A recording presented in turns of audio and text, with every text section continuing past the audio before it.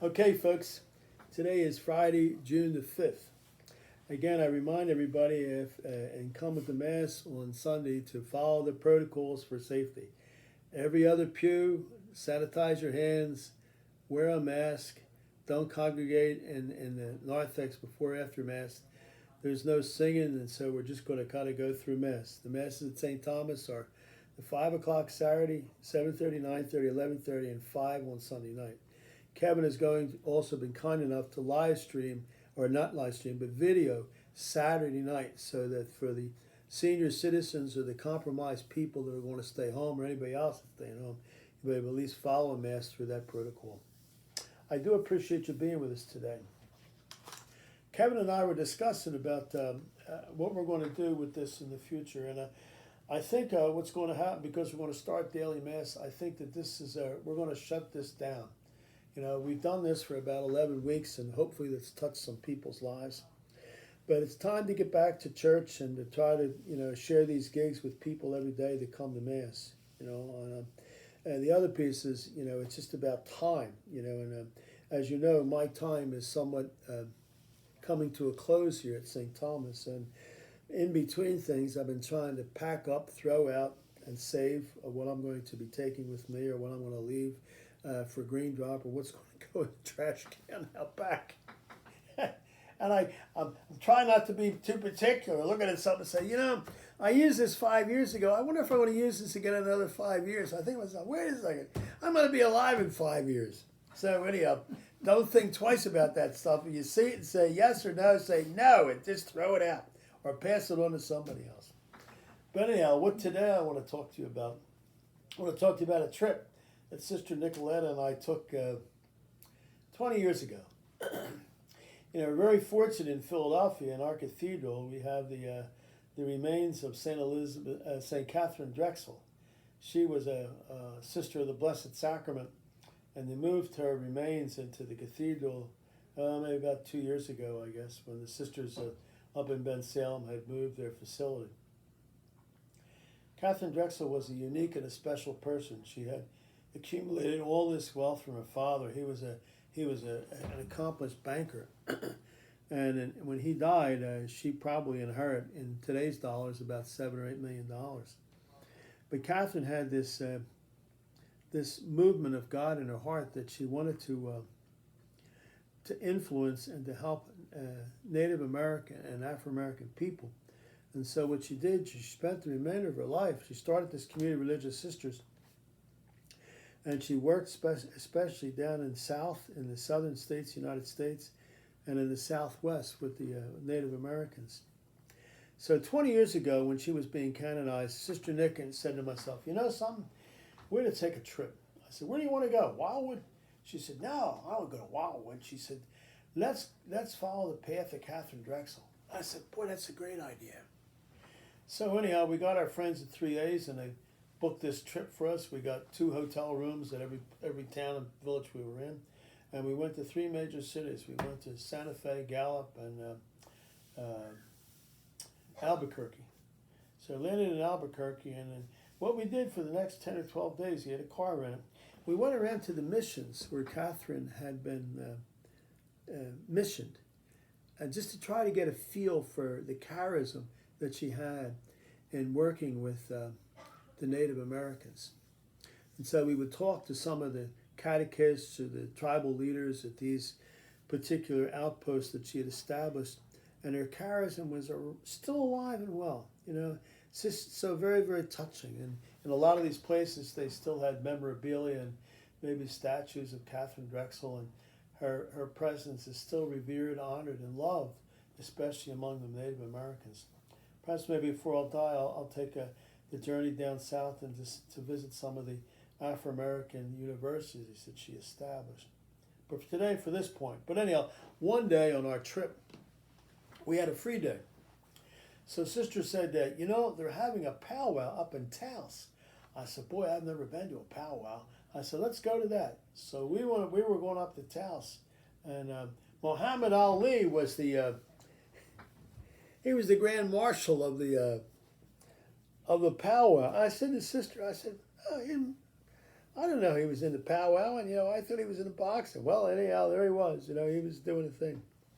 But anyhow, I had said to Sister, I said, listen, we got to mail those postcards. We got written all these postcards back to the folks back downtown. And I said, I don't have any stamps. I said, let's stop at the post office. So I stopped at the post office, and I went in and I got stamps for the postcards. Sister was in the car, and I come out, and I said to her, hey, Nick, did you know that stamps, they went up? They raised the price of stamps. And she said to me, Father, they raised the price of stamps last year. I said, last year? She said, where you been? I said, well, I haven't mailed a postcard to anybody. She said, yeah, they went up last year. Now I remember, and stamps seem to go up every year. Every year it seems stamps go up. Now I remember as a kid,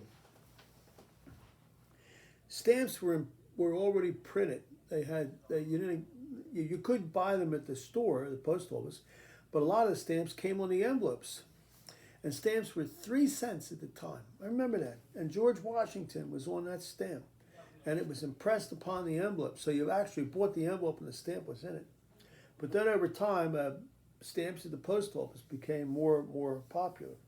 But the price of stamps just went up, and up. And I scratched my head when I went to the post office in New Mexico. I can't believe the price of stamps. She said, where have you been? She said, they went up last year. I said, you told me that. She said, well, they still went up last year. Well, it was about 5 or 6 years later, after the people started maxing out with the price of stamps, that the post office came out with something that was special. They were called forever stamps. Forever. And it didn't matter what the price was going to be. If you had forever stamps, they were good for eternity. And I thought to myself, boy, what a great idea that is. To have a stamp that you don't have, it's not going to increase in price. In fact, I went to the Walgreens yesterday and got stamps. And for 20 stamps, it's $11. Now, it did go up. It went up last year. But the whole idea is the same, they're forever. It will always remain the same. So if you bought 20 stamps at the post office today, you'd spend more than $11. You don't have to do that anymore. Get the forever stamps. And there's a simple lesson in that for all of us. You and I are stamped with the life of Jesus Christ. And because that be so, there must be something in my life that is permanent. And even though I advance in age, or culture changes, or life itself changes, it's forever the same thing. That my life is adapted and reflects the goodness and the love of God and everything I say and think and everything that I do. The stamp of baptism is a forever stamp. The stamp for confirmation that seals the baptism is a confirmation of that stamp. So the question for you and for me today is, how well am I using that permanent stamp to communicate with others, to act with others, to live among others, to react among others? Is the integrity of my life so permanently ingrained into the life of Jesus Christ that my life, even though I age and things change in my time of my life, that my life remains forever the same, that I am steadfast in my love for God and my relationship with our Lord Jesus and His great church. So may God's grace help you and I to understand that we have been stamped with the forever stamp. And if you and I do this right, eventually the message on that stamp, the letter of my life, will be delivered to the kingdom of God. And we will rightfully take our place among the communion of saints and enjoy forever the bliss of living forever in the Father's house. Okay, folks, it's been great seeing you, and I have hoped that you enjoyed some of this stuff. If you get down to St. Thomas, know that you're always welcome here.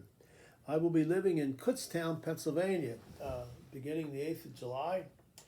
What I hope to be doing in my time there is need to read a little bit more and pray a little bit more and listen a little bit more, and just to prepare for my own death. Now, that don't mean to sound morbid, but I mean that in a sincere way. I mean, there's probably not a whole lot of time left on my engine. What I'll do is I'll work at the parish when I feel like it, or I'll work at the university when I feel like it. But probably for the most time, I'm probably going to be doing a lot of study, reading, and reflecting upon my earthly journey and the destiny that awaits me before the presence of God. In the meantime, as part of that, I always thank God for the gift that has been given to me to serve His church as a priest. I don't know why the good Lord chose me to do it, but I am grateful that He did. And certainly pray that perhaps maybe the ministry that I've used in the parish I've lived in have helped or influenced or affected people's lives. And so I bid you farewell for this. And for those that are going to be touched by the experience of the new pastor here at St. Thomas, I ask you to be open and to be supportive of him. I don't know who will be coming here, but open to be supportive of him and the endeavors that he will continue to bring forth here, and as he puts his new touch on the face of St. Thomas, that the whole parish will continue to grow more deeply in the image and likeness of the good God. Have a great day, folks. We will see you later. God love you now.